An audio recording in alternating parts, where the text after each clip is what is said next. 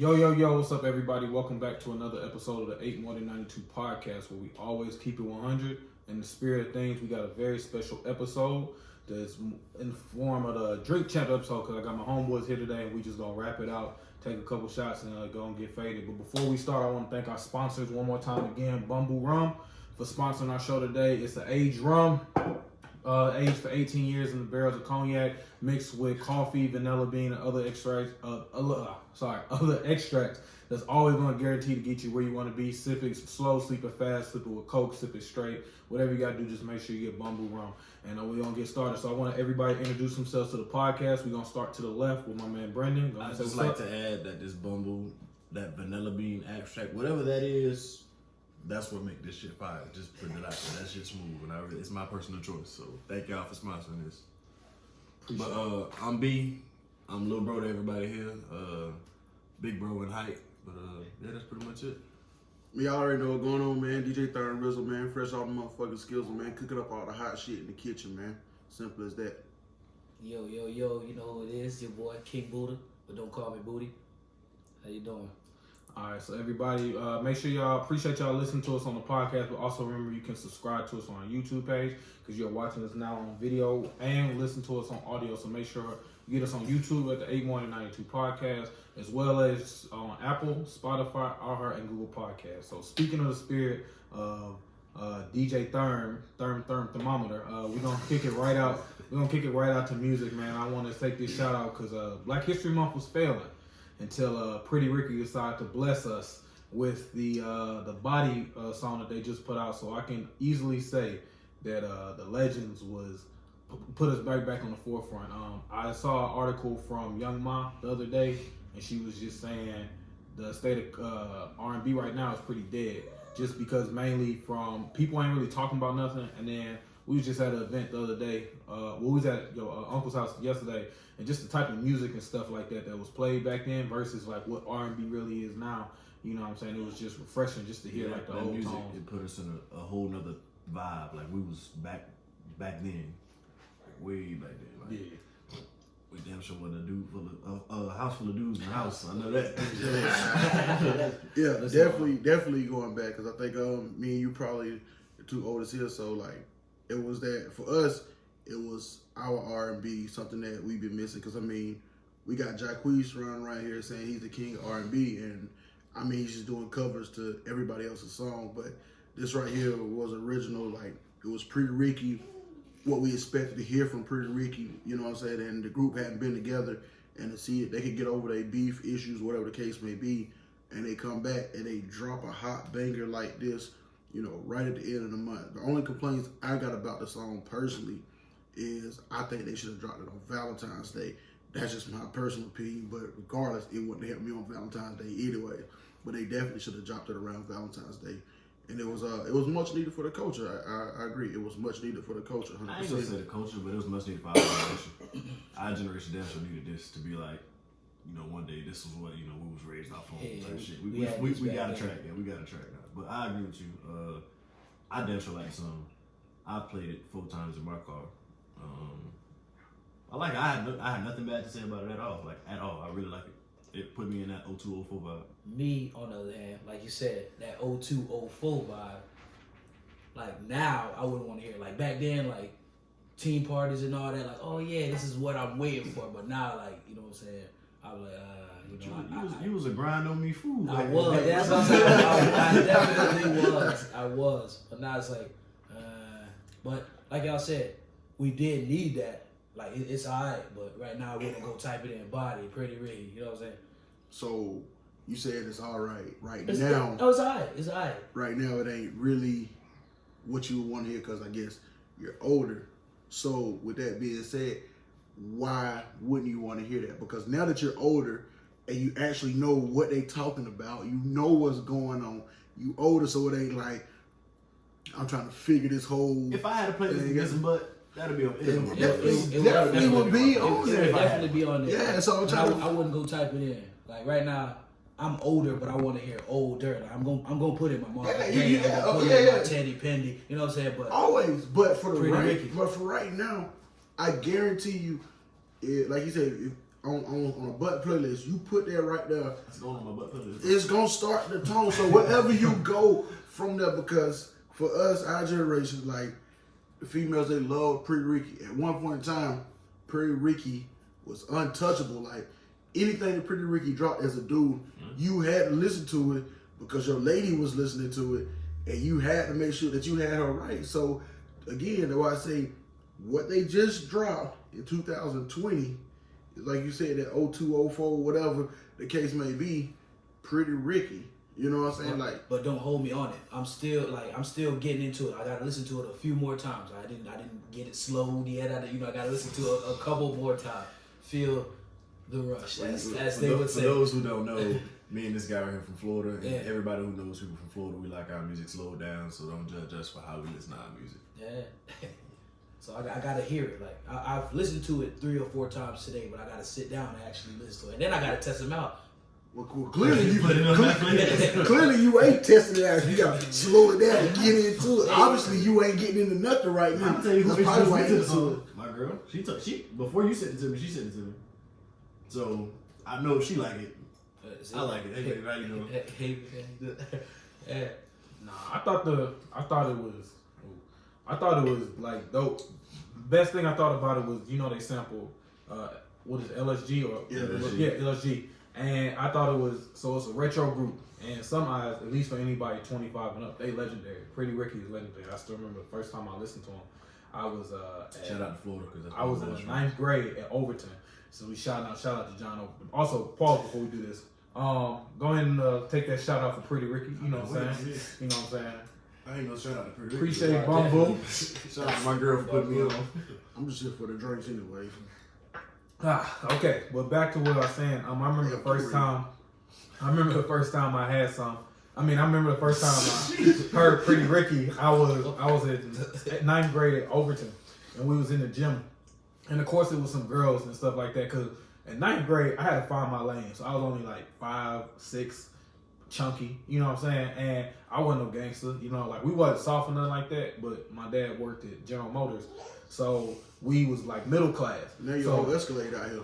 Man, you a whole bus. Shut up, Shaquille O'Neal. But anyway, like I was saying, but so my lane wasn't gangster, nothing like that. Like I knew like niggas that was bodied, but I knew both my parents, so that automatically excluded me from like the gangster lifestyle. And then I played sports, but I wasn't like tall, athletic, so I wasn't a jockey. So I was like, my lane was like, oh, what's this slow shit right here? So Pretty Ricky came on. That's when Juicy was out. You remember? The lust in your eyes, I know you can't hide it. Yeah, boy, I'm telling you. So then, that's what you're doing. Quick pumping. But so that was also the time. That was also the time. Anybody that's at least 27 and up, they should know Jay Smooth. So every female was talking about Jay Smooth and all that. So Pretty Ricky, like I had listened to R&B, but I wasn't like, I didn't really know what the purpose of R&B was at 14, 15 years old until like Juicy came out, and I think Love Like Honey had dropped too. Yeah. And so that's when all the girls was over there twerking. So I was just like, oh, they might be on something with this. And then I went to like hotel parties and stuff like that, the Holiday Inn, Days Inn and stuff like that. And it was like one section. It was always the Boosie section, Set It Off, They Dyke and all that other stuff, all the gangbang stuff, twist your fingers up, blah, blah, blah. They had their section. And then you had the part where they was playing twerk music. And that's when Travis Porter, No Hands, and all them Hey man, stuff. shout out to Travis Porter, man. Georgia Finest in the building, man. Hey, Travis Porter, if you see this, and you don't know that nigga, write that in the comments. But yeah, they came out. But then they also had, when the lights cut off at the hotel parties, that's when like the freaking shit went down. One of the first songs that was played, I'm gonna give it to you right now, was either Juicy because of how it came in, Juicy, or Birthday Sex. Mm-hmm. Yeah, that's how you knew it was time to grab a wall. Pull up that Juicy real quick. It was time to definitely yes, grab they a was wall. just like homeboy. they was just, and it was always funny because the DJ said the same part. It's like, all right, y'all, it's time for all that fighting stuff to calm down. And all you gay niggas is out here still want to fight, want to do this. Take y'all sis asses outside. But I promise you, every time that came down, the lights would go off and they would play. All you would hear was, don't play no ads, YouTube. I knew they was gonna do that. All you would hear was just that. Exactly. I don't know. Well, my phone recording. That's why I have it. They playing this one. But anyways, that was like my intro. That's how I learned about Blackstreet. That's how I learned about Silk. That's how I learned about everybody that Yeah, you when this heard came that, through, it was time to grab the the wall. lights. Yep, it was time to grab. and then and I only had a 2-pack. I've always had a 2-pack. I don't know why the other 4 don't form, but hey, brother, I'm gonna push up away. All right, I had one. going out here looking like expired titty milk. You gotta be honest with yourself. I ain't nowhere near. You gotta be honest with yourself. Nah, but so yeah, that was just like that vibe, and then like I said, to have that LSG. I think LSG. To have that vibe, just to be a legendary group to go throwback, just to double. LTG.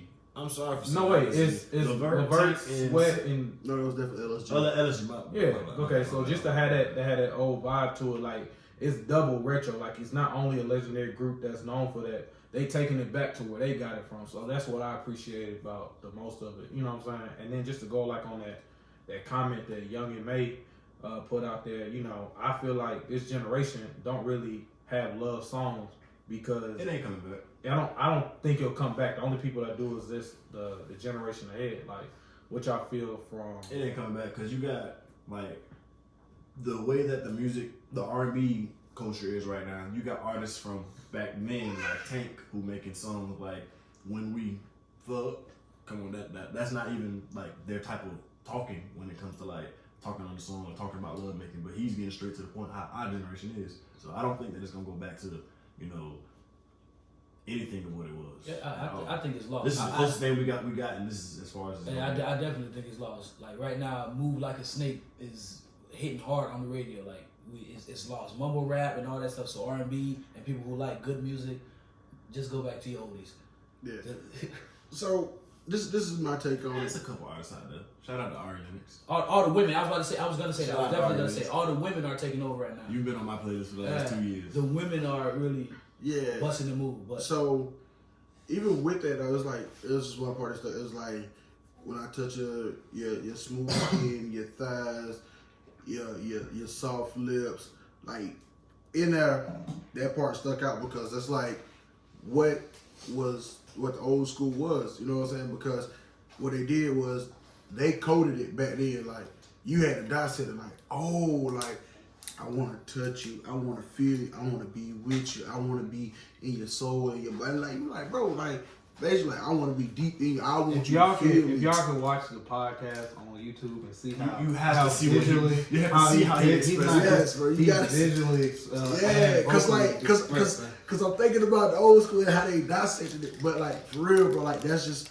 how it was coded. So now, like you said with the Tank, it's straight there. Like when we fuck, like okay, but it gives you that slow down feeling. Like all right, you know what I'm saying? It's that old school He feel said to in the it. song, he came to make sweet love, not me. Like not me. I'm here. I'm here to do what I'm here to do. It's not there no more. Yeah, like in today's time, you not gonna get nobody laid out on the floor, one arm like this. I feel like the only way that it That's can when happen- you knew somebody was finna drop the fire shit. And when they laid out like this right here, Michael and Jackson, they hit that like- pose, album was gonna be good. You ain't got nobody crying in the rain with their shirt open no more. You got it bad. You when you're on the phone. You ain't got that no more. Right I'm back. telling you exactly how it's gonna happen. How it's gonna happen is we're gonna have somebody big for our generation as far as Chris Brown or what other male R&B artists can I name besides Chris Brown? Because Trey Songz. Trey Songz. We can have Chris Brown and Trey Songz influence ain't as big. But we have to have somebody big in the game. We have to have somebody big. Like Pre-Ricky is big for us, but he's not as big in the game. But we have somebody. Trey Songz is always He hitting had a good hard. run. I've always said Trey Songz is hitting hard. Like maybe it's because the lady love the Name physique two of- songs off his last album. I don't know the last album. Oh, I know.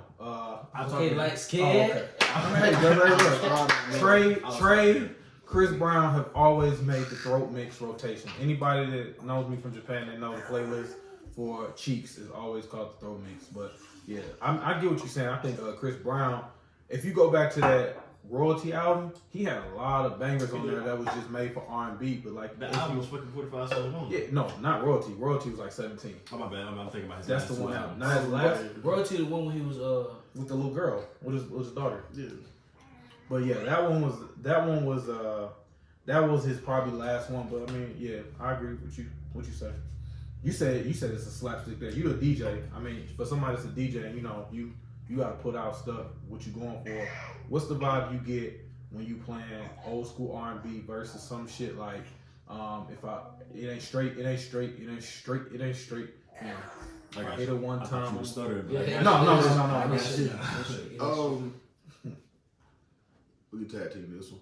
I would say the old school vibe now for us, and I guess the younger cats a little under than me because I'm a little older.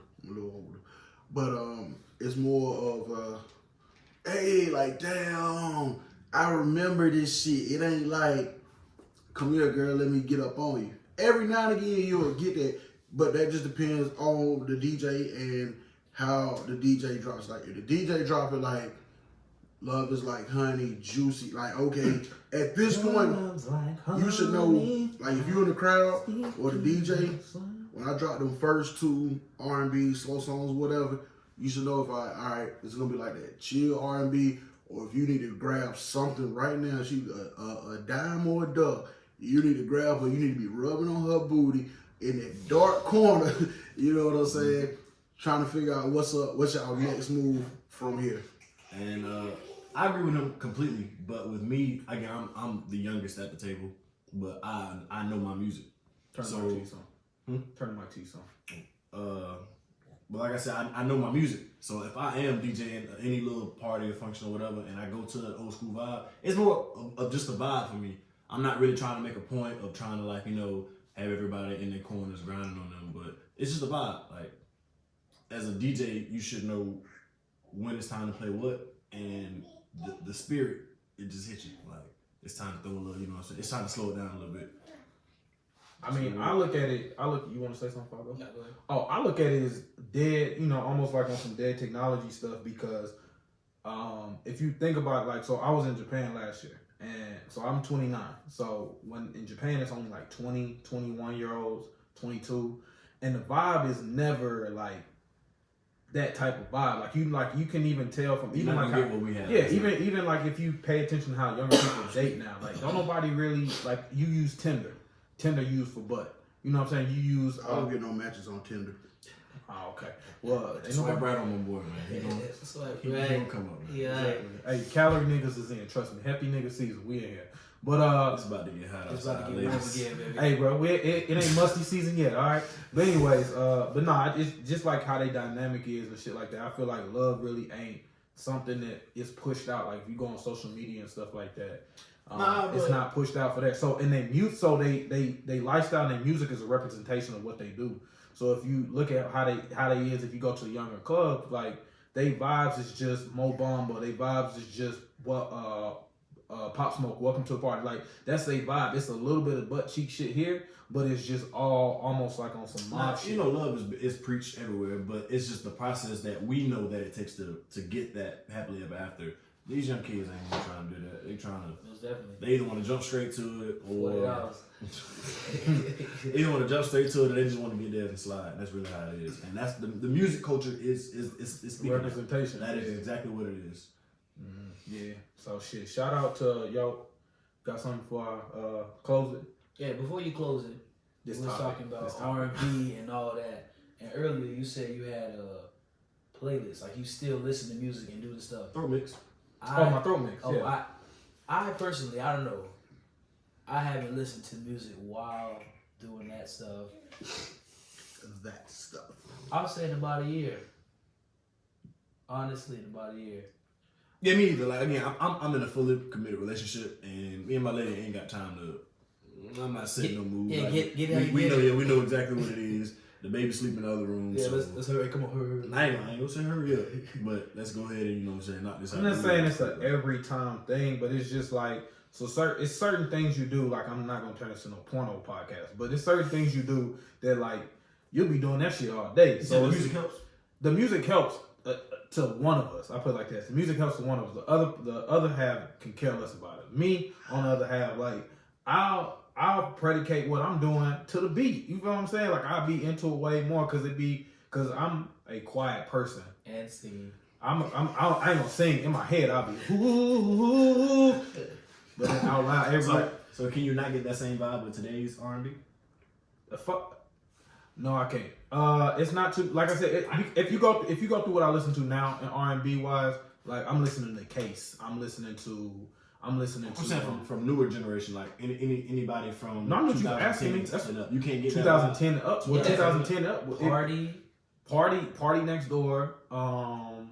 Trey would be part of it. But it's not Jeremiah. The Weeknd got some hits. The Weeknd got some hits, but it's not. But you wouldn't increment them into your throat mix. Some of them are in there, but nobody from 2016 up is in there. Hey, shout out to Tony Michael, man. He's signed with Boosie, man. Real good dude, man. If y'all ain't heard. But I wouldn't. It's just the vibe I get from them is that they not in a time where they trust, or they not in a time where love is like a topic. Courting people don't even court like females like they used to. So why would you sit there? Like they not raised on that. They're raised on sensitivity. Courting is just like going out on dates, talking to people, going up to a woman and introducing yourself. They don't approach females how they. You can't court people when you swipe left or right, swipe right. So like Chris Brown said this maybe a couple years ago, this generation ain't trying to be in love. They trying to be with the action. I can't fully agree with him because I know that it's artists out there that are still making that type of music. But as far as the mainstream, the ones that we hear the most now, they are not. But I agree, but I also don't agree with you. I heard a G Herbo song on something. It was like a slow beat, and that's because one of the kids I coach, he's down here in college, and he stressed G Herbo. I don't listen to him. How old are you? You coaching college kids? He's in college now, but yeah. So he goes G Herbo. He was playing some old beat. I think it was "Freaky" by Jodeci, and he come on there and just missed the whole beat entirely, like just off brand, off beat ass shit. And I'm just like, yeah, I'm gonna have to take a hard pass. And I don't know who you fucking. Well, I mean, I'm not this shit. I'm not putting G Herbo on my throat mix. Period. No matter how hard he tries. Shout out to the throat mix. Anybody want the? I might change the name just for the sake of it. Nah, you gotta keep it. But I mean, put it out there yeah, you're right. The throat mix is out there. So if anybody want that, hit me up in the inbox on the Instagram page. All right, let's get that in the comments or anything like that. We need a scale of 1 to 10 judging his throat mix. Oh, it's Red, and I'll go ahead and say her name. Is the only person who's ever bashed the throat. Everybody named Mama is. I've gotten names off the throat mix in general. Like you use throat mix to send out dick beacons. Like and it's self-explanatory. It's like Batman when you look in the sky and you see the bats. Hold on. Yeah, like dolphins. Beacons. This is to look up and see that. No, this is send the full slabs of ribs out this motherfucker. It's that time. So it's just like yeah, you walking. It's like what Batman signal you would do. You know, somebody in danger, but it's something I coined in Japan. So it'd be like. Whenever it's time for night, you look up in the sky. When a girl wants you, she'll put out a dick beacon. Be like, boom, okay, so you go there. I've had with Red's one critique of being bad. I'm at 99% out of maybe 30 people. Put it out there it's out there to the general public, but put it out there to the general public. I put it out there to the general public. So yeah, we're gonna end that one on the congratulations, Pretty Ricky. You feel what I'm saying? Welcome back to old school R&B. Add that to your playlist, to your butt mix, everything. Your throat mix. Throat mix coming out. It was already out. Y'all heard the Baby's album? Of course. Of course. How you feel that?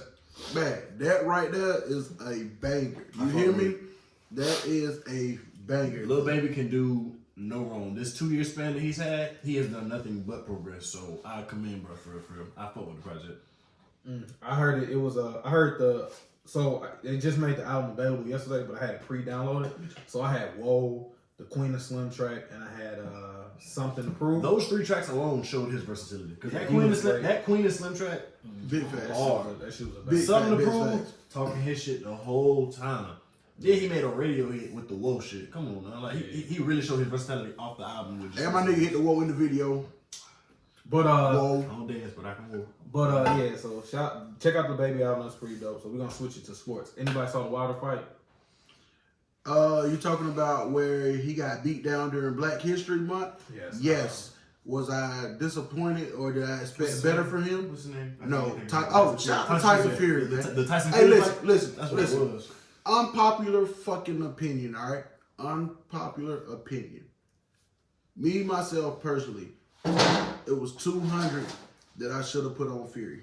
That's what I was going to do, but I was like, personally, I felt like Wilder didn't win the fight. Thus, it was a draw the first fight. And then this fight here, he comes out and says, hey, My walkout base, suit my walkout was base. 40 fucking pounds. It weighed me down. It made my legs wobbly. Well, my guy, you walked out like that, some shit in that similar last time. Oh, excuse me. Personally, from the first ding ding, Fury came out and showed his dominance. But more than anything, he showed that he wanted to win the fight. You know what I'm saying? Now, it may be some questionable actions, you know, he say, she say, shit, whatever the case may be after the fight. But If people really during believe that he won that first fight, like he won that first fight. yes, I really do. Like I said, everybody, oh, wow, man, no. I didn't think that Wilder was going to knock him out.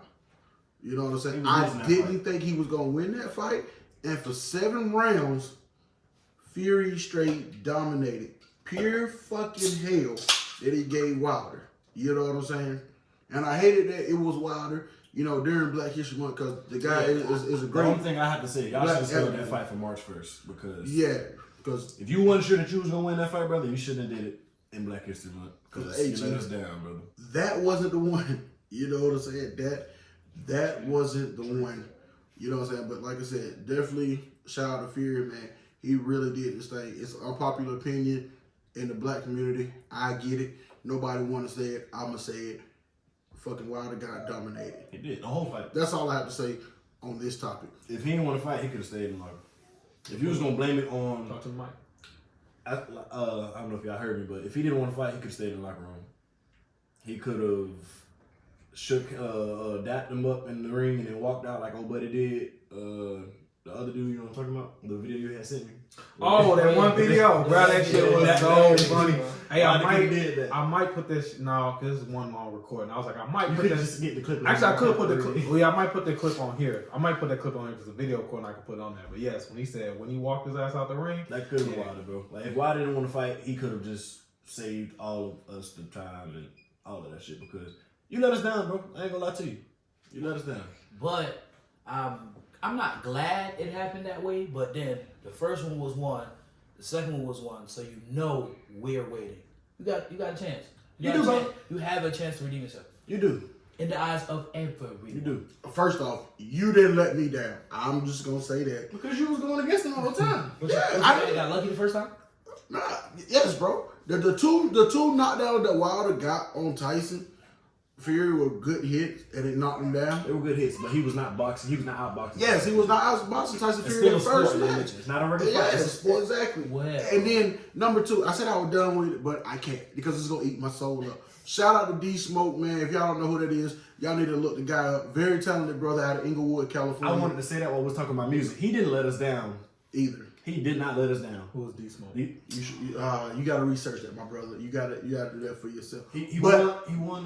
the fact that he came out to D Smoke Black Excellence during Black History Month, I can't think of the and name of it right now. years of T.I.? Cardi. Yeah. He Yeah, won. Hip Hop Evolution or some shit. nah, I know what you're talking about. Lyrically Flows. Lyrically Flows, something like that. Yeah, but the fact that you came out to D Smoke Black Excellence, Excuse me. What's wrong? like, bro, that wasn't Black Excellence. And I know it sounds contradictory or whatever, you know what I'm saying. But if you was gonna put on, that was the time to put on. And I felt he didn't. You know what I'm saying? So that was to me again another big disappointment with that whole situation. Shout out to nephew in the back there trying to get his shine. Hey, son. He's just here. That is 15 seconds. But I say get in the gym and do your thing. The first time they said you didn't show. Second time you got proven that you didn't show the first time. So the third time, make it happen. Third time's a charm, I guess. And I like the 3. And don't run from Anthony Joshua. My boy is coming. That right now is my favorite heavyweight boxer right now. So if y'all don't know who Anthony Joshua is, look out for AJ. Trust me, look out for AJ.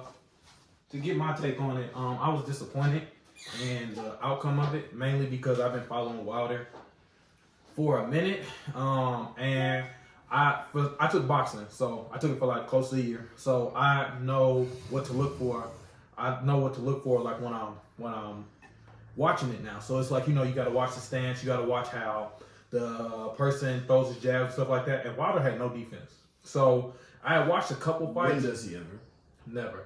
But Wilder had no defense, and I watched a couple of the fights, and when Wilder would just, basically to sum it up to where I'm not like rambling on about it, Wilder is a one-hit motherfucker. Like, he tried to catch you with that haymaker and knocks you out. Now, I'm not going to discredit 30 or 41 victories up to that point, but he had 41 victories for a reason. Like, it is all power, but the thing with the Fury fight was, if you watched it, when Fury got knocked down for that extra long ass count, when Wilder really won the first fight.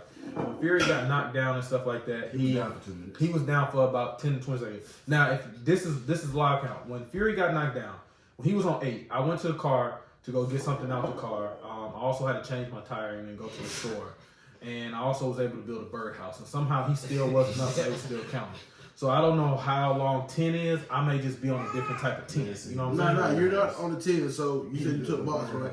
So you know once you knock your opponent down, you got to step away to the opposite corner somewhere.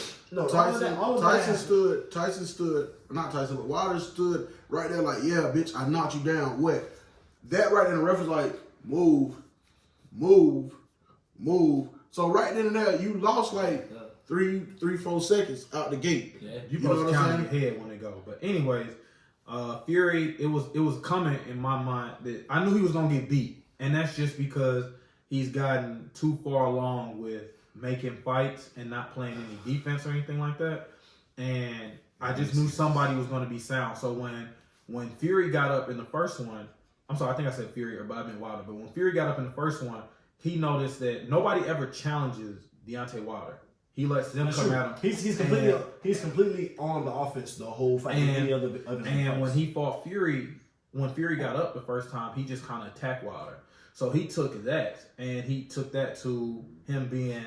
He took that for the second fight, and he took that as like, okay, well, this next fight, I'm not going to give him the leeway just to be an offense. He had a strategy. Right. That shows his coaching.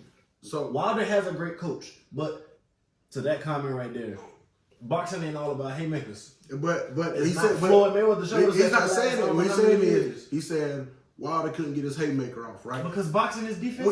We know that, but everybody knows when Wilder gets that haymaker off, that one hitter quitter. Even the commentator said that shit. That one hitter quitter, it's a wrap. I ain't seen too many motherfuckers that's gonna stand from that one hitter quitter. You know what I'm saying? Like, hey man, shout out to my boy Mario Mayfield out there doing his thing in Iraq, hooping for FIBA, man. See you out there. But yeah, man, he couldn't get comfortable. That shows his lack of boxing skills. I don't even care. That really shows. I agree with that. Because you depend so heavily on that right hand, that one dominant punch. He should have another way to get it off. Yeah, you got to be versatile. Like people say, Floyd can't fight because all he wanted to do was shoulder roll. So hey, you can't beat it. Where do the points come from? Landed hits. Yeah, bro. So if I'm shoulder rolling and you throwing 100 and I only hit 10, and if I hit you with a good 10, yeah, you can't beat. Nobody figured out how to beat Floyd. Fury figured out how to beat Wilder. I'm not gonna sit back and let you do what you want to do. I'm gonna bring it to you. So now that I done brought the fight to you, what are you gonna do? How are you gonna react? And guess what? He didn't know what to do. He didn't know how to react. And that was that. You know what I'm saying? And if we're talking about points and landing points, he rung his bell. Yeah, he rung his bell. Yeah, not only that, but Fury threw more punches and landed more punches. I think Wilder might have threw like 56 punches and landed 18. Those are horrible numbers. You know what I'm saying? Like Fury landed as much, if not more, punches as Wilder threw in 7 rounds of boxing. That's unheard of. My bad. That's unheard of for taking these shots. Heavyweight champion of the world. Hey, pause this real quick. 40-0. Pause this real quick, people. Let's go ahead and take these shots real quick. I'm an alcoholic, but we damn sure taking these shots pretty goddamn slow. Slow on Black History. But pause this real quick. Oh man, take for the camera. Yo up. Hit record. Shit, hold on. Yo, we back. Shout out to everybody who got one dimple. I got a dimple. I'm just fat. A couple of crevices that you. Take me another world. Hey, talk. Do you guys like Fury did Wilder? Alright. Alright. All right, ready? I'm about to start.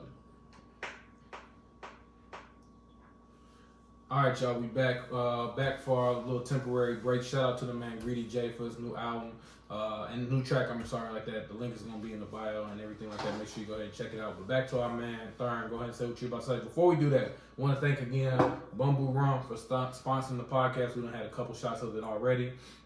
Make sure you get it. It's been aged 18 years in cognac barrels. It goes good with any type of complimentary meal. If you want to get shots and get lit with your homeboys, if you want to have some slip and soul with you when you cooking your meal, make sure you get some of that Bamboo Rum. And thank you again for sponsoring the podcast. So we're going to take one more shot of this Bamboo before we keep going. One more. I drink water. Water. That's what I drink. Y'all, boy. Y'all brought something there. All right, then we're going to come back to Turm. As you go ahead and finish what you were saying about Fury and Tyson Wilder. So basically what I was saying about the Fury-Wilder fight is the way that Wilder performed to be the heavyweight champion of the world was unprecedented. And unprecedented not in a good way, in a bad way. Basically, my guy did not show up to that fight. I don't know if he was still, thinking about the after party that he promoted 2 days before. Him and Shannon Sharp were going to be there smoking Black and Miles. You know what I'm saying? Skip might have been in the building. Skip. I don't know. Skip. I don't know what he had going on. You know what I'm saying? Might have been back in Tuscaloosa. I hate Tuscaloosa. Go Dogs. But yeah, like honestly, I don't know where his mind was at. I don't know where his hands was at because they definitely didn't show up. You know what I'm saying? And I just really, really think he went out bad. And to lose a fight like this in the 7th round, at least give me 10, man. I think it all goes back to what I said earlier. His training or preparation for this fight, it wasn't there. I don't know how he trained or what he trained on, but he did not train for this fight. Or he just, in his head, thought that it was going to be the same fight as last time. Well, I mean, if he thought in his head it was going to be the same fight, then he already messed up there because it was that fight there was a draw. That was, you know what I'm saying? It was literally the beginning. So you didn't win it, you didn't lose it, but you definitely didn't win it. You're tied. You know what I'm saying? And a championship fight like that, I really think that Fury felt the way. Like, all right, I didn't win this fight. Maybe it was a biased crowd, but Fury felt like he won the fight. You know what I'm saying? I tied it. So it's like when you try something new, like, damn, I almost did it. What if it's if I do it a little bit harder? What if it's a publicity stunt? Most definitely a publicity What if they just have hyping to us up for the third fight? Because they're going to fight. Yeah, we listen. It was a clause for the rematch if Wilder had a loss, but I think is more. I mean, I would go with that. I would go with that because it could be a great publicity stunt, but we always assume there's a publicity stunt whenever it's a big key marquee. Right now, you know what I'm saying? Fight Pacquiao, Mayweather, whoever, Ali, and all his great fights, and bro, we always want to see that rematch. That what if is this really the case? Because then we set up for round 4. You know what I'm saying? And if Wilder comes out and wins, this next fight, then the 4th fight is going to be the clear-cut end of the fight. After that, it shouldn't be no more Tyson Fury.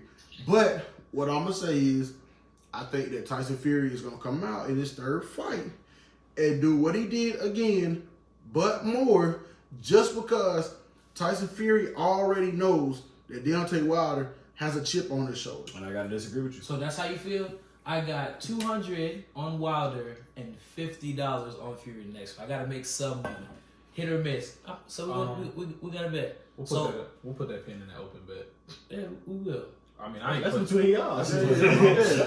I want mine in all ones. All You gonna ones. count my money to me? 200. Nah, I feel like Wilder gonna come out. He has to come. He gonna He has prepare to. way better for this fight. He has to. I think Wilder will have defense this next one. Only thing I didn't like about it, like just the speed. I mean, just like the book and close it. I just didn't like the excuses at the end. It was 2 things I didn't like. I didn't like the excuses at the end. Nobody told you to wear that Wakanda suit you put on. Nobody told you to go out there and all that goddamn armor and lose your legs. And So I don't like the excuses right there. Like, you took an L, you took an L. The man blamed the loss on what he wore before the fight. At least he ain't go out like your boy. Mm-hmm. I beat him.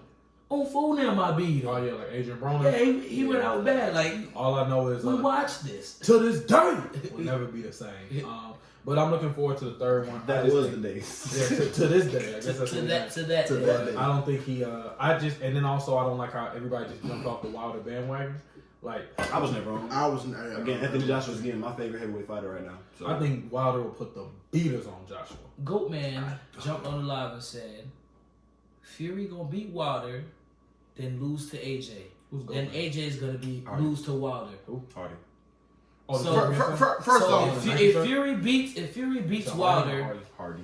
What up, Hardy? Then loses to AJ, and then AJ loses to Wilder. That means Fury lost to Wilder. I don't care what no one says. First off, that's not how that works. I don't care what no one says. That's not. How that works. This is my take, right?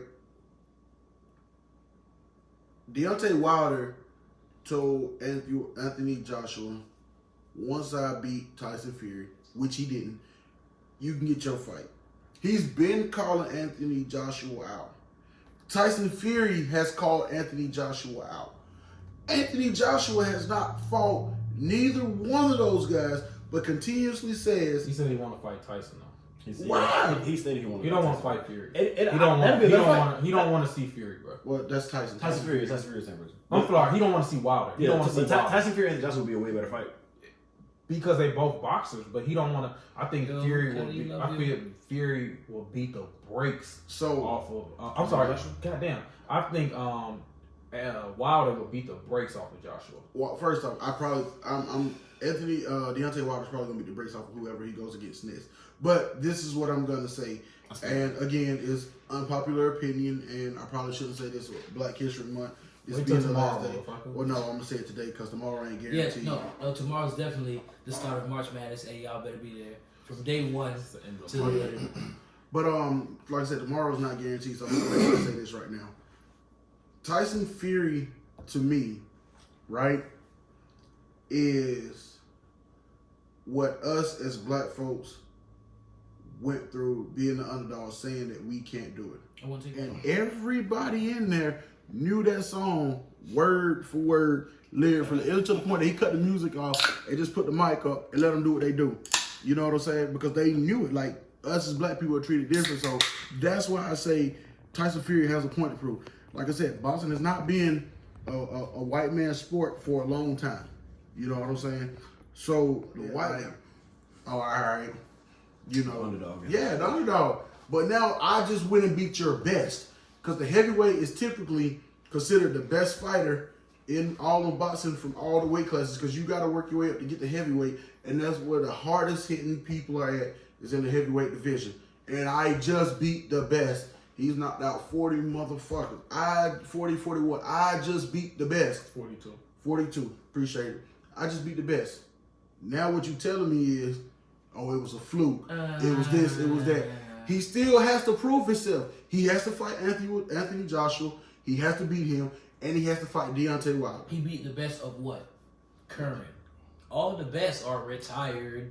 That's what I'm saying. That's what I'm saying. We're talking about right now. That's what I'm saying. But the heavyweight division has always been revered as one of the best boxing divisions in all of boxing. They always get the title fight. Yeah, they always. Yeah, Floyd was the only person I know that wasn't in the heavyweight division recently. Yeah, that was looked at like that's the best boxer in boxing. Well, to sum it up, Tyson Wilder, third match. Who y'all got? Tyson and Wilder. I got Tyson third match. I definitely have Wilder. I got Tyson because again. I got Wilder. I gotta hold it down. Wilder? I got you. Tyson. Wilder and Joshua. Who you got? I got Joshua. Anthony Joshua. 100%. Wilder. Who you got? I would take out of which one? Anthony Joshua or the Tyson? Out of Joshua and Wilder, I would take Wilder, just because I feel like he has that point to prove. You know what I'm saying? I really feel like when you come out with a chip on your shoulder, that next person that's gonna feel that, you got to feel that. The best, man. Got a lot of pressure built up, so the next thing I feel will get extra ripped. Wilder, Fury and Joshua. Who you got? Again, I'm gonna take Fury because, like I said, Fury is still having a point to prove that I can fight with the best of these young cats. I done came out of retirement. You know, it's okay. Look at Fury. Like before, when he came out of retirement, he was completely out of shape. He got somewhat in shape for the first fight, and this second fight, he looked like he was in pretty good shape for his age, for his size, and he moved faster. He moved faster. His footwork was better. His head speed was better. Like he was better this fight. All right, Max Coleman, you got shit. I feel like You got Fury. I feel like when he went home, his mother and his grandmother was like, "I'm disappointed in you, baby. No one wants to let their mother and grandmother down. Wilder's gonna come out and show ass." This is why I say I feel bad for the next person. It's the next fight. He gonna be naked to make sure his legs don't get My legs is all my legs is all right. Nah, this is why I say Wilder has a lot to prove. You know what I'm saying? And jokingly but seriously at the same time. Because Wilder is so for the black community. You know what I'm saying? But being a black man with that stature, you know what I'm saying, from fucking Tuscaloosa, Alabama, you get beat by a white boy that's not even from America in Black History Month, and you just come out to this song by D Smoke again, shout out D Smoke, Black Excellence, and you got handled like that, bro. He can't go home right now. They threw in the towel, bro. He's not invited to his own cookout. Alright, so we got our picks on that one. We about to change gears. Any of y'all watch the round table, the red table with Jada Pinkett and all that? I heard about it. Alright, so we all know what Gayle King said about Kobe as far as like the comments she made and stuff like that. And one of the people that got a lot of attention for the response was Snoop, going off basically just calling her out her name, calling her the B word and a lot of things. And a lot of people took I'm trying to think of the word for it properly, but they took exception with that because of who Kobe was and the way Gayle's comments were laced to it. Mm-hmm. But Jada Pinkett and all them kind of took it as far as a negative because of the language he used to her. Now, how do y'all feel about Snoop's comments? How do y'all feel like? Do you feel like that's something that you paint in the light of a male saying to a female? I'm gonna ask 3 questions. So, it's how do you feel about Snoop's comments? Mm-hmm. How do you feel about Snoop attacking another black woman as far as that?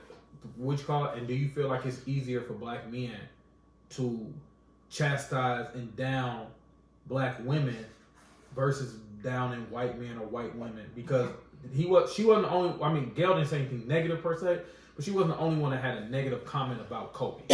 So how do y'all feel about them 3 topics? And then my last one would be. I'm sorry, guys. How do you feel as far as Jada upon capitalizing on this? Because I get to the Jada topic later. When y'all say y'all ready for the Jada, I'll tell you what she did. But how do y'all feel about them 3? Can I get it first? Oh, go ahead, bro. All right. So first, how do I feel about I'm the just Snoops? go ahead, bro. How do I feel about the Snoops comment? That's the Snoop we know. Oh, hey guys, how you doing? It's your boy Snoop Dogg here. I feel this type of no. You wrong, bitch. So I'm gonna tell you you're wrong, bitch. Like, yeah, that's what it is. Like, yeah, could he have done it different? Yeah, he could have done it different. How do I feel about a black jumping on another black? It's how it goes. Gayle did it. She's black. Kobe's black. Oprah do it. It's the way it goes. You know what I'm saying? I wouldn't, you speaking your mind in the situation. Like, yeah, you talking what you're talking. What was the third one? Oh, I feel that how do we about the black men jumping on black women? Black women versus people jumping on other races for doing the same thing. The society we live in now, we would look at it like he didn't jump on her. Like, hey, yo, B, ho, this is it's just the way of it. You know what I'm saying? That's the way it's spoken nowadays. You know what I'm saying? Like back then, you know what I'm saying? Only pimps get called them hoes. You know what I'm saying? And that's what it is. Like, he's speaking more or less. And then he did apologize, so I have to throw that in there. Like, yeah, I did say sorry. That's a very important point. And you know what I'm saying? I did say sorry. You know what I'm saying? I was wrong, but at that moment I was angry. The man is dead. You know what I'm saying? Let him live. Let him die in peace. Let him rest in peace. Let his soul live. Yeah. I agree with you. First Amendment, freedom of speech. He didn't say. He said the way he said what he said was wrong. I agree with that, but what he said or the message behind what he said, there was no wrong to it.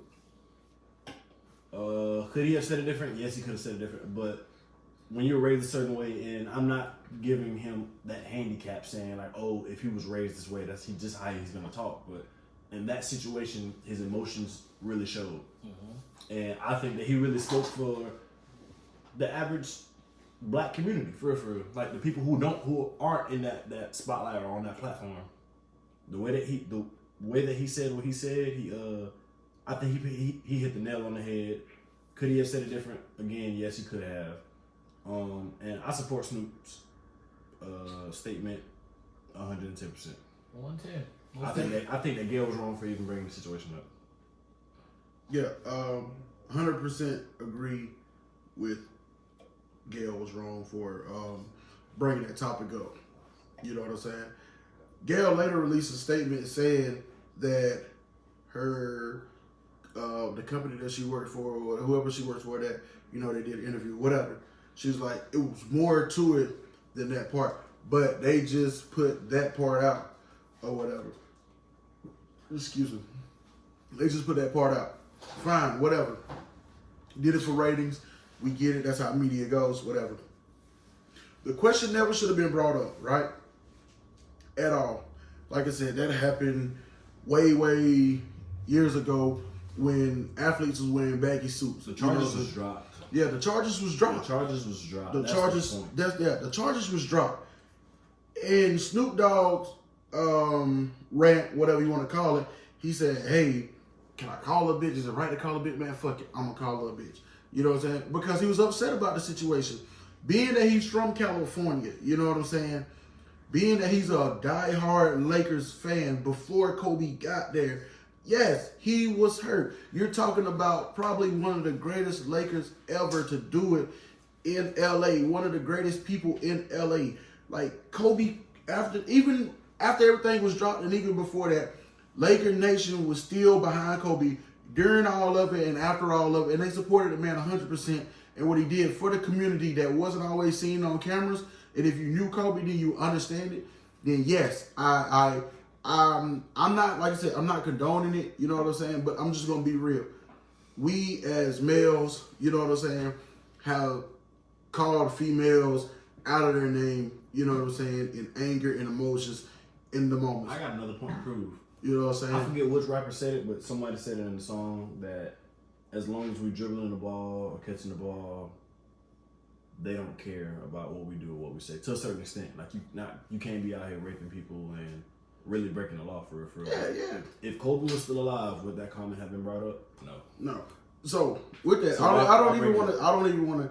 Me personally, I don't even want to go that lane because that's not Kobe. I don't remember Kobe. Like honestly, until Gail brought that up, you don't know Kobe. I forgot. I literally forgot that happened with Kobe. You know what I'm saying? I really did.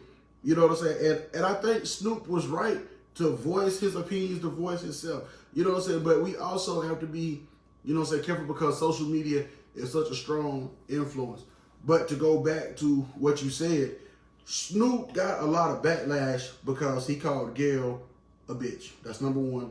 And then, you know, so this topic was brought up on the Breakfast Club as well. And so was the round table, you know what I'm saying, about basically black on black crime, whatever the case may be. You know what I'm saying? The thing is, I'm not saying we as black people should attack each other, but we do. You know what I'm saying? And it's funny you say that. My homeboy just put a comment up on my Instagram. But I will say this right here. Oprah and Gail have a track record of attacking black males, i.e. Bill Cosby, R. Kelly, Kobe, Michael Jackson, Kobe. They do that. But we look at Oprah because you get a computer, you get a computer, you get a computer. Gail is Oprah's best friend. But you get a computer, you get a computer. If you look at it, it's always been the Caucasian race in the stands. Like, are you really upset that Snoop said this? No. Are we upset that a man called a woman a bitch? That's more so, yes, that's what we're upset about. But history has a way of repeating itself, and Gail and Oprah have never really been for the black male. As soon as something happens, Bill Cosby had a great legacy. As soon as this happened, they wanted to tear him down. Michael Jackson wanted to tear him down. R. Kelly wanted to tear him down. Kobe, same thing. So I'm not mad at Snoop for it. You know what I'm saying? I have a daughter, so I can understand the bitch, but I understand him being mad and frustrated. You know what I'm saying? And as black people, we shouldn't always come at each other. But I mean, that's a people. It's a people. When you mad, you gonna say things out of anger, and I think that's honestly what happened with Snoop. I look at it as one of three ways. I think Gail and Oprah. I've said this on prior episodes. I think the shit was foul.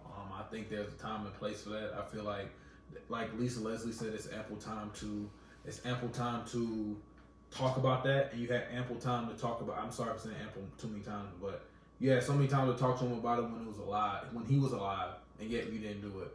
I also look at it from this standpoint, and this may not be agreed on by everybody, but when I'm upset with somebody, I'm gonna come at you what I know is gonna hurt you. Now, when I'm saying this, I wasn't talking about all females when I said this, and this is the part I got mad at with Jada Pinkett. She took this as an attack on all women. No, I ain't calling all y'all bitches. I'm just calling this bitch a bitch. You know what I'm saying? And that don't make it better or anything like that. I'm calling this bitch a bitch. Yeah, you know what I'm saying? She did some bitch. Yeah, and it's like it's not the best representation to call a female. But I also think that he would have said that about any female in general. And I don't like what the round table in that situation, because you got to look at it from like this. What would you call somebody that was calling Tupac? Because Tupac went to jail on rape and on allegations, and you was close to anybody with Tupac, and Tupac was calling people all type of bitches and hoes. Now, are you giving Tupac that same? Are you giving somebody that say something about Tupac a couple weeks after his death that same energy, or are you just doing this for the propaganda of your show? Now, that's the key. Not even a couple weeks. It was like a week in on some change, like a weekend. Like it was like 10. It wasn't even 10 days. It was a week after. I said like it was way too soon to bring up the allegations. So it was just then. I just think, and also like I said, and this is where I just have a problem with Jada Pinkett show. I just feel that she had a platform that started off good, and now she's going into propaganda for clicks. And what is Snoop having to say? What is Snoop saying? What he said having to do with everybody. Now, this is why I say if Barack Obama had said it, then yes, now it's an issue. But again, it's Snoop. He's a rapper. Yeah, I don't expect. Has been saying what he's I expect intelligence from Snoop, but there's a certain level of decor that I expect from Snoop because of his lineage and what he's done. Mm-hmm. But also, I look at it like this: the fact that the only problem I had with Snoop is that he put it on social media. Now, if he would have texted her and called her all this, then anybody should be offended. But if you put it on a platform where everybody can read it, then I can get why other black women are offended. But I just think that for Jada to come on there and act like he was attacking all y'all, I think she's taking her show. I think she's taking her show to a point to where she's just out here for clickbait. And I think that what she's doing now is the roundtable was supposed to be started for something therapy. But are you getting people to come on for therapeutic opinions, or are you inviting people to do stuff for your agenda to get you clicks? I think it was more with Jada Pinkett's whole involvement in this whole situation. I think that she took this opportunity to take the woman empowerment method of it. Instead of just agreeing with Snoop and letting it be what it was, she took the more so, hey, he used the B word. Yeah. And women don't like when men use the B word. Even though when women use the B word to other women, it can be a compliment or whatever they want it to be. So I think that was really her biggest issue with it. Yeah, and my homeboy agreed with you. He said in the comments here, because we're on Instagram Live, he said he agrees. Jada included herself and daughter in it, which Snoop was clearly talking about Gail. Jada made it about her. Yeah, that's what I think that's a very good point, because I think it's too many people out here victimizing certain situations just for like the Me Too movement is supposed to be something serious. You know what I'm saying? Right. But not everything somebody says to you, as far as the opposite sex gender, is about you or relates to you. Now, there are certain things that you may do that can give somebody the wrong impression, that your responsibility is to let them know, hey, this is not what I'm comfortable with. But at that same time, with the Me Too movement, there's a limit and there's a range which everybody knows. And I feel like with this is the same thing. Now, you attach yourself to something that he was wrong to do and he apologized for it. But don't throw yourself in the spectrum of all black women and all Exactly, that. because he didn't say Jada Pinkett. Because it wasn't all that. Too. Do I feel like we give more energy to ourselves? Yes, because we put more effort into ourselves and worry about other races in retrospect. Because I feel like if we don't worry about us, who's going to worry about us? Do I think we are detrimental to ourselves? Yes, because we feel like we put more aggression to ourselves than we will put to anybody else. But what you do is you have a singular battle on a singular battle. Mm-hmm. Snoop included everyone when he posted it for everyone. The same thing Gail did. And you can be offended from what he says, but Jada, don't make what he said about you. You know what I'm saying? When it had nothing to do for you. Mm-hmm. So that's the problem I had with it. Like, you had a show, it's supposed to come out there and do this, but now you including yourself in certain type of topics. A round table is supposed to be something therapeutic, something open. You can openly talk about whatever, and there should be no judging or no type of backlash that you should get from it. And again, she used her platform, I feel as though, in the wrong sense. She should have took sides. She should have harped on him for the wrongdoing of his vocabulary and his verbal cussing. But she should not turn this to a point where her mama's involved, her daughter's involved. They didn't have shit to do with that, because it's not like he went and attacked Will directly. Don't use this as a way to stamp in what you do just to get guests on there. But we also have a female's perspective on here that we're going to get right now. We got Mrs. Danny D here, who's going to share her input on what she feels like from a woman's perspective, how she felt about the whole thing. So go ahead and let us know your intake on it.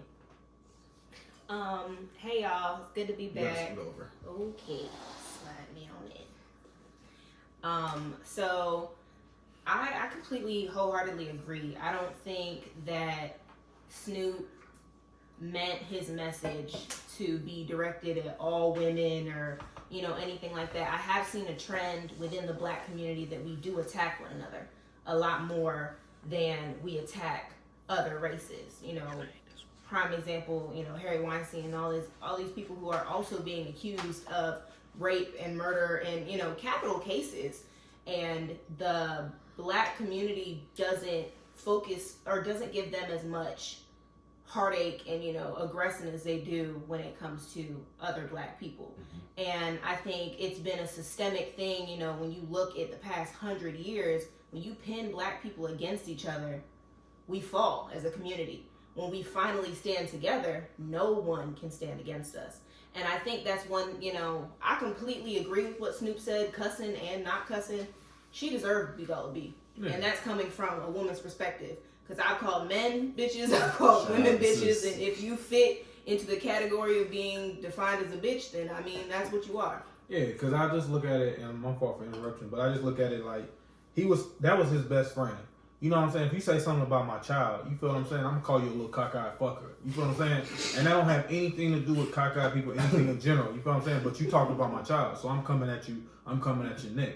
And if you talk about me or you talk about anybody I fuck with, I'm sorry, if you talk about me, anybody I mess with, you know what I'm saying, then I'm coming at you with a different veracity than I would come at anybody normally. So that's where I feel like you should be taking in perspective. You was talking about this man's best friend. He wasn't talking about how I know Kobe.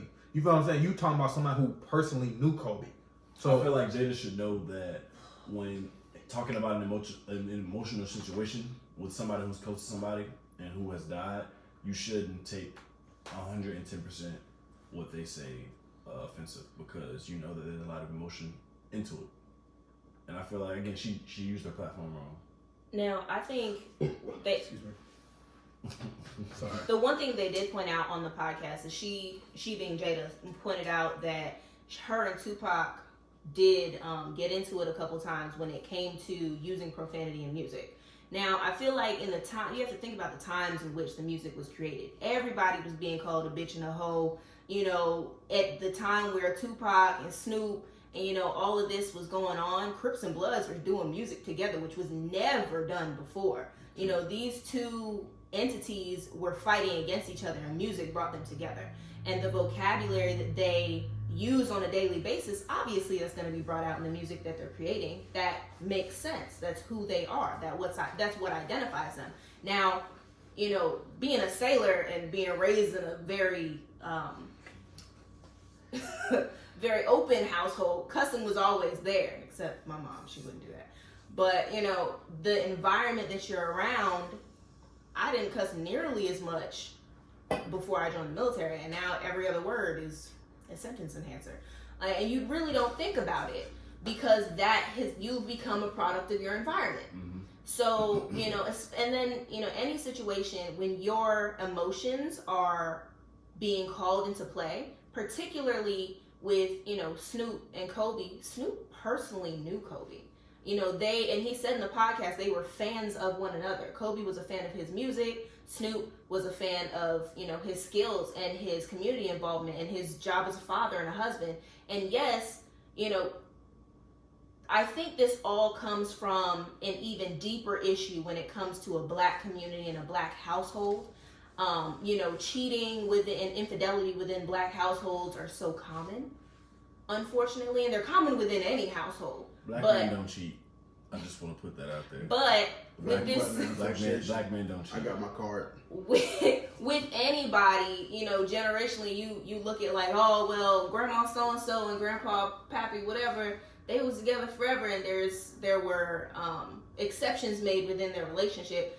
But I feel like with that situation, with Kobe being accused and then acquitted of these issues because the person who was accusing him decided not to testify was the biggest thing. So leave that alone. Do you feel as though that Jada had to pick the side of the woman in that situation? Because I know I can't 100% confirm this, but I think Oprah has a hand in the round table.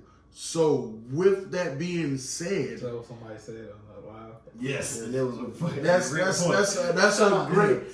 Charlotte Boy Day. That's a great point. You know what I'm saying? Like, if Oprah has a hand in this, then somewhat Jada is obligated to have this on here. And again, if Oprah does have a hand in the round table with any partnership, any sponsorship, anything that has Oprah to do with it, it's nothing from a phone call. Because let's be clear, like I said, Oprah is still probably one of the most powerful black women in this country. Influential, yeah. You know what I'm The saying? most powerful. I don't care what you guys say. Whether we like her or not, you know what I'm saying? So she makes a phone call, hey, this needs to happen with Snoop. It will. It's going to happen. Yeah. So you then agree that now Snoop has to be on the defensive as well as the offensive because Jada and the Roundtable Committee are going to shoot straight from the hip. At him. And yes. So you agree that that the women are basically clinking together right now? I would say for the Red Table, for what it With your came coochies from. combined, I am Captain Platinum. I'm sorry. I couldn't let that go. It was sitting like right in my dome. And if I was to let that go, bro, I would hate myself. I was just your powers combined. Okay, Jack. Big lips, small lips. Okay, I'm sorry. I think from the stance that the Red Table came from, yes, they would, and I think it was unnecessary because the whole point of it was not Snoop against all women. Snoop was not calling all women bitches. And I feel like, because the word bitch is so sensitive when it comes to anybody. When it comes to a man calling a woman a bitch, well, it's going to be sensitive. Right. Well, I mean, men get in their feelings if they get called a bitch by anybody, especially when it comes to a woman. Because a woman calling a man a bitch is not just attacking him, but attacking his character and attacking his masculinity. When a woman calls you a bitch, they mean that from the deepest heart of their unless it's a woman calling a woman a bitch, like I said. Right, and that's what I'm saying. The stigma that's behind the weight that the word. Bitch, you look good as fuck today. My bitch beat over here. That is clearly okay with them, but when it comes to a man expressing his feelings, yeah. Then And I would agree. It's the same as the N-word. It all comes from it's just like the N-word. Within the black community, black people can use the N-word. But if you are pink, there's no reason that you use the N-word. Because it's the person who holds the power of that word is the only one who's allowed to use that word, right? Bro, we gotta get one. I'm sorry to cut y'all. We gotta get Dave, man. Look, man, we need you to get back from Iraq, man. We need you here, man. Because you talking your shit right now. It really is. And I'm sorry to cut y'all, but I gotta go back because it's been on my brain. I gotta go back to the Harvey Weinstein thing. I got to, right? So you said. Now, is this an Oprah topic or is this a Jada and the Roundtable topic? I mean, it's a little bit of both because she said we don't attack, we didn't attack Harvey Weinstein the way that we did. Agreed. Yeah. So listen, not just we- attack, but we they didn't care like they enough about the completely situation. I'm gonna be demolished I'm black men gonna whenever keep it comes it. I'm to gonna keep it. We in the black community, we didn't care enough about it. It didn't get No. it didn't get broadcasted enough. No. If it had got broadcasted enough, then yes, then We it cared would have about been yeah, something. we cared And about I it. We also cared about it saw- with Bill Clinton for not Bill Clinton, but Bill Cosby. But this is my thing. This is my thing. The thing came up with Bill Cosby. Yo, let that go. The Harvey Weinstein. Listen, if it's way back under, let that go, right? Because you didn't say anything back then. Don't say nothing now. And again, it's the same thing with Gail. If you didn't say anything back then don't say nothing now. Listen, Have the I get same it. energy. I get it. Yes. I want to be 100% clear, okay? I want to be 100% clear. I do not condone rape. I do not condone sexual assault. I do not condone any of that. I am 100%. You should not do that. No means fucking no, right? But if somebody touched you in a manner that it was unwanted, if somebody assaulted you, raped you, whatever, 40 fucking years ago, and now you want to sit and come forward. I have a problem with that. Yes, I have a problem with it. I don't care if it's black or white. Look at the way they attacked Bill Cosby. The DNA, the all the evidence and everything. This shit's 40 fucking years old. If you have it. That's if you have it. You know what I'm saying? And that's my thing. Especially as black people. We don't ever want to attack the topic head on at the time that it needs to be attacked. Why sit back and wait? Well, Why do we that's do it. that? Why do we do that? Why do we sit back and wait to attack the topic? Because Why when they it get- comes down to it, people are strategic. They only attack others when they know they can get something out of it, right? Yeah, Bill but Cosby you was had making you money. had 15 years Oh, I to agree. sit I down agree. and I talk agree. to Kobe on At what the- was going through your mind. Right. How did you even get in this situation? Right. What was the case of this? She lied, this and that, whatever the case may be. You had 15 plus years to figure this out, but you wait till the man is dead. Completely agreed. He And that- listen. A dead man cannot defend himself. And- If this is my brother. If I sit here and I shoot this man in cold blood right now, I can say whatever he wanted to do. He tried to hurt me, whatever. But the man is dead now. He can't defend himself. And that Kobe is can't exactly defend himself. why So they why did it. attack somebody that can't defend themselves? That is fucking crazy. It was a strategic move. It was a strategic move by the company. It was a sucker move. shiesty. It was a sucker move. A strategic sucker move. Sucker move. Because at the end of the day, Kobe's not here to defend himself. Yes, that's so why when it's a you sucker move. It drag wasn't somebody strategic. through the mud, you don't want them to stand up for themselves because then it discredits what you have to say. But why right? are they going after the people who are having that person's back? Why? Why are they going after Because Snoop you for having you Kobe's back? discredit everything that they've done. When you bring up any kind of dirt, you discredit everything. And I don't Yeah. think. And I think the thing that Gail and the network were trying to do was not only discredit Kobe, but discredit his wife and his family as well. Because by bringing up a rape allegation, you also bring up the very touchy subject of infidelity within households. They were right? trying to fuck up the So man's right, legacy. they're fucking up the Yeah. family because First when off, he passed away. Shout out to Vanessa. Shout out to Vanessa. This is what I personally think. Shout out to The Vanessa. So reason strong, why. man.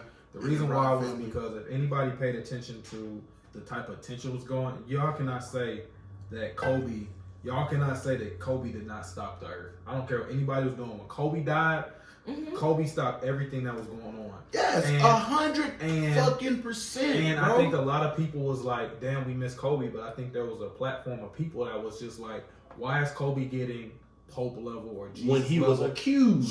Jesus level attention? When he was accused, which is what I hate about it. If he had went to jail and been sentenced for it, like with the whole Mike Vick, Well, yeah, but with the even- Mike Vick situation, it's the same thing. Mike Vick went to jail for it, so yes, you. Oh, Mike Vick Found would never get the Kobe Okay, attention that was it. because he he got would found never. guilty. He But what would I'm never. saying is, I think there was a small faction of people that did not like the fact that got everybody away. stopped. Fuck that. It was, I'm gonna say it again. I'm very unpopular. It was white America that didn't like it. Gail ratings went up. We need views, brother. Gail, Brother, white people listen to the podcast too. Yeah, shout out to all the White people, this is one niggas. This is one niggas Not all opinion, of us. okay? It's All of us, unpopular. It's unpopular. But again, like I said, Gail ratings went up after that question, right? Again, you cannot defend yourself if you're dead. You know what I'm saying? You cannot defend yourself. It happened so many years ago. I really forgot that it happened. I did. And the reason why I'm not mad at Snoop Dogg's comments for this fact right here. That was a friend. Period. If I say you're a friend and you really a friend, I'm not going to let nobody talk shit about you. Right. And you not around or you can't defend yourself. That makes absolutely no sense to me. And as the black community, as a friend is to stand up for them. And as the black community, we don't do that enough. So when Snoop Dogg does that, and Snoop Dogg says, "Oh, you're not finna talk about my friend like this," oh, and he called up. Now we have a problem. Don't have a problem because the man is standing up for his friend that cannot, unfortunately, stand up for his friend. Vanessa was not in a state to defend her husband. Right. And she shouldn't have to defend her husband. Because what people fail to realize is through this whole ordeal, Vanessa was sitting right there. Every interview, Vanessa was sitting right there. Yeah. Don't tarnish the man's legacy of what he did on and off the court about some shit that he did when he was young and dumb and early in the NBA. Period. And then, like I said, it was allegations. So he didn't even do it. He didn't go to jail for it. It came out the girl was lying. It was no reason at that point we should bring up a fucking lie. I have nothing else to say on this. So to bring the whole thing back, Snoop made, and I wrote this down because I loved exactly what he said, and it was in quite Snoop fashion. He said, if you have to wanna be checked, you have to wanna be checked if you're gonna check somebody. That's exactly what Snoop said. Facts. You have to wanna be checked if you're gonna check somebody. Just like Carfax, check the fucking facts. Right, check the Carfax. So when Snoop decided, honestly it was Snoop's mama. When Mama Snoop called and said, "I taught you better than that," he did not apologize for what he said. He apologized for how he said it. Exactly. And as a man, understanding the platform that he has, because Snoop has been in the business for 20 plus years, Snoop uses the vernacular that he does because that is the product of his environment. He apologized for how he said it. Just like with Gail and Oprah, they have a platform and they took advantage of that. Just like with Jada, she has a platform and she took advantage of that by changing how changing the topic of what it is, right? So the bigger your platform, you have to be aware of the power of your platform, right? So when it comes down to it, Gail was wrong for what she said, and it shouldn't have been brought up because it was done, over and done with 14, 15 years ago, and this man was acquitted. You know, Jada took advantage of her platform by changing the focus of the platform. As a female, you agree with the male saying that yes, justified. as a female, I think Jada did too much. Gail needed to be called a bitch, and I'm proud of Snoop for actually apologizing. But I'm also proud of him for standing still strong in what he said, because she was a bitch and she fit the category of doing bitch ass stuff. Sorry. Bet. Inglewood. So my fault. So everybody, we gonna wrap it up right here. Everybody get this last chance to shout out everybody's IG, where to hit them up at. I want to first off, before y'all do that, thank everybody for coming on. This was a great episode. Everybody got to say what they say. Love to have y'all back on if y'all want to come back on for the other one. But B, start off. Go ahead and tell everybody how they reach you and everything else. And if you got something to promote, go ahead and promote it. You can't reach me, point blank period. I'm an in-person person. I don't have any social media. To the people who do know, you know that you can get in contact with me through any one of my friends, any one of their platforms at all, whether it be Instagram, Facebook, Snapchat. But yeah, I thank you for having me on, brother. Appreciate it. Oh yeah. DJ Turm is fresh off the motherfucking skills, man. Give you the hottest shit out the motherfucking kitchen, man. You can reach me on the IG, man. What's happening, Turman? What's happening _Turman? WHATASHATTEN _Turman TURMAN. That's where you can reach me at, man. Also, I want to give a big shout out, not even a shout out, condolence to the McLaughlin family back home. That's fam. I'm on the way home. Rest in peace, Sean and Matt. Rest in peace, Glock. I love y'all. To the family back home, I'm on the way. I see y'all. Love y'all. Hey, it's your boy Booda here again. I like to be that one guy. RIP to the ones who gone, and free the ghosts. You can reach me at Castro_DA_asshole. That's my Instagram. Like I said, Booda, but don't call me Booty. Thank you for having me. It was an honor once again to be on the 8 More Than 92 podcast. My Instagram is MISS, right? WRIGHT23. No longer Miss, but Mrs. But hey, I'm here. Danielle or Danny D, as they like to call me. It was an honor. All right, everybody. So I'm gonna end it out on this one. We're gonna take one final shot before we go. This has been another episode of the 8 More Than 92 podcast, where we always keep it 100. We're gonna see y'all next time. Peace. Shout out for keep it 100. 1, 2, 3. Wake up. Peace. We holler at y'all next time. See y'all next week. Peace. Y'all better realize we're doing more than 92.